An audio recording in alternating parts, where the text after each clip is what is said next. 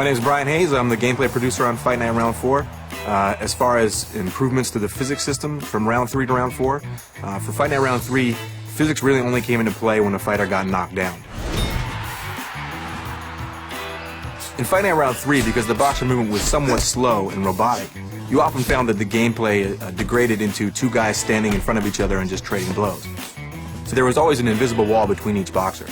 They would never allow the boxers to get very close together because there'd be excessive clipping of arms passing through heads and bodies and torsos. With the new physics-based gameplay engine in Fight Night Round 4, we can let those guys get really up close and personal, so they can really stand head-to-head and exchange blows at close range. And that brings a lot of strategic depth and variety to gameplay. One of the big things for Fight Night Round 3 was the strength of each punch was determined by how far you wound back the analog stick. It was really a game about hit or miss. There were no glancing blows. It was a game of feet rather than a game of inches or millimeters. The difference of an inch or a millimeter makes all the difference in the world in the real sport and in our game. With the physics-based gameplay engine in Fight Round 4, the strength of each punch is determined by how it hits the target. So there's clean punches, there's glancing blows, there are punches that are partially deflected, and there's punches that miss altogether. Definitely a big focus for us has been the speed of combination punching. In Fight Night Round 3, the combinations were sometimes a little bit slow, a little bit unresponsive.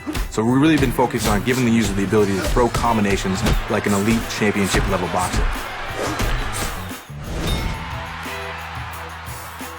Boxing is a sport about hitting and not getting hit. Not hitting and standing in front of your opponent and trying to swat his punch out of the air so you can paralyze him for 2 seconds. So for Fight Night Round 4, we're really focusing on defensive head movement and defensive footwork so you can step to the side or move your head to make your opponent miss and then make him pay. The knockdown moment in Fight Night Round 3 was a big moment. It was actually really fun to see, really fun to watch, but it was very repetitive. A canned animation effect that happened every single time. With the physics-based gameplay engine, we're actually using physics to drive the facial distortion and all the effects that happen when you see that big punch.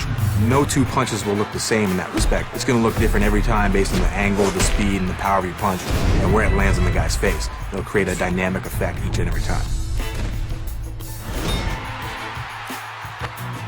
The sweat, the blood spray, the spit in Fight Night Round 4, big step up from Fight Night Round 3, where you saw very repetitive, very canned visual effects. In Round 4, we're using physics once again to drive those effects so that they are different and they're dynamic and they're unique every single time. So each time you punch a guy, again, it takes into account the direction, the speed, and the force of each punch, and it drives the sweat spray off his head in a realistic manner. So taking everything together, what we're really trying to deliver is the most realistic simulation of the sport of boxing ever in a video game.